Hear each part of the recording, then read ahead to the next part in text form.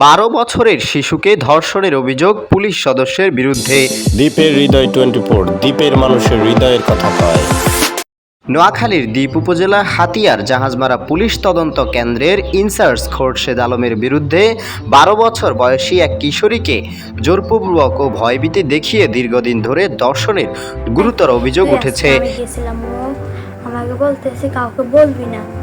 তারপর আমার কাপড় চোপড় খুলে এগুলো আমার সাথে কারণে দেখা করছিল। এই ঘটনার পরিপ্রেক্ষিতে অভিযুক্ত পুলিশ পরিদর্শককে প্রত্যাহার করা হয়েছে বলে জানা গেছে। ভুক্তভোগী কিশোরী আফরিনা আক্তার টুনির লিখিত জবানবন্দি থেকে জানা যায়, তার মা জাহাজমারা পুলিশ তদন্ত কেন্দ্রের মেসে রান্নার কাজ করার সুবাদে সে মাঝে মাঝে সেখানে যাতায়াত করত।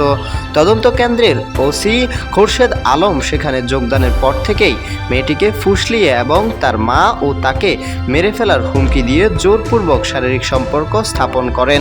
আমাকে ঝাড়ুর নাম দিয়ে বিছানাতে কাপড় দিয়ে আমাকে এটা নিয়েছে। আমি বলতেছি আমি যাবো না, আমার মা আসছে। লোকলজ্জা ও প্রাণনাশের ভয়ে কিশোরী প্রথমে বিষয়টি গোপন রাখলেও পরবর্তীতে মেয়েটি একটি লিখিত জবানবন্দি দেন, যেখানে তিনি অভিযোগ করেন ঘটনাটি ধামাচাপা দেওয়ার জন্য স্থানীয় জাহাজমারা যুবদল নেতা রাকিব ও যুবলীগ নেতা স্বর্ণকার কবির অভিযুক্ত ওসির কাছ থেকে মোটা অঙ্কের টাকা খেয়ে উল্টো ভুক্তভোগী কিশোরী ও তার মাকে গ্রেপ্তারের ভয় দেখিয়েছেন।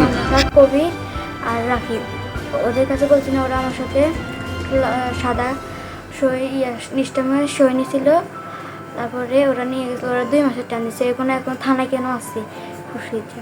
তারপরে আমি ওর মানুষের কাছে বিচার চাইতেছি, ওর নামে ও বিচার করবে।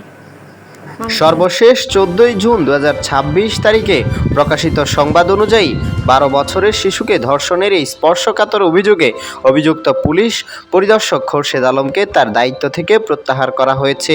এই ঘটনায় এলাকায় ব্যাপক চাঞ্চল্যের সৃষ্টি হয়েছে এবং স্থানীয়রা ঘটনার সুষ্ঠু তদন্ত ও দৃষ্টান্তমূলক শাস্তির দাবি জানিয়েছেন। আপনার দাঁতের যে কোনো সমস্যার সমাধান পেয়ে যাবেন আধুনিক ডেন্টাল কেয়ারে। দ্বীপের হৃদয় 24, দ্বীপের মানুষের হৃদয়ের কথা কয়।